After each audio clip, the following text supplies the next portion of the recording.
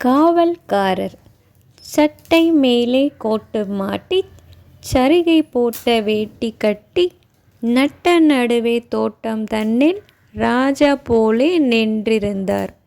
இரவும் பகலும் தூங்கிடாமல், இங்கும் அங்கும் நகர்ந்திடாமல் பெருமையோடு காவல் காப்பார் பெயரில்லாத காவல்காரர். காக்கை குருவி அங்கே வந்தால் காவல்காரர் நின்றிருக்க கண்டு சீக்கிரத்தில் வந்த வழியே திரும்பி ஓடும் பயந்து கொண்டு. காற்று பலமாய் அடித்ததாலே, கனத்த மழையும் பெய்ததாலே நேர்த்தியான அவரின் உடைகள் நித்தம் கிழிந்து வந்ததையோ.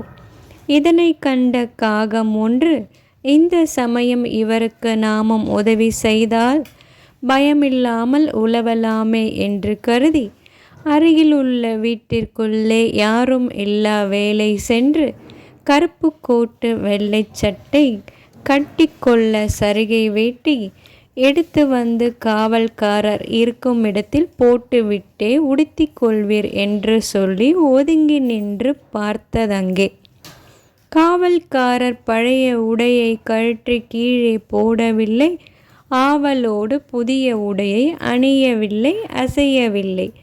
உடனே காகம் அருகில் சென்றே உற்று நன்றாய் பார்த்த பின்னர், அடடே, இந்த காவல்காரர் யாரோ என்று நினைத்திருந்தேன். வைக்கோல் மேலே துணியை சுற்றி வைத்திருக்கும் பொம்மை என்றே இக்கணத்தே நண்பர் அறிய எடுத்து சொல்வேன் என்று கூறி, காவல் காக்கும் பொம்மை தலையில் காலை வைத்து நின்று கொண்டு கூவி அழைத்து பறவையாவும் கூடச் செய்து விட்டதங்கே.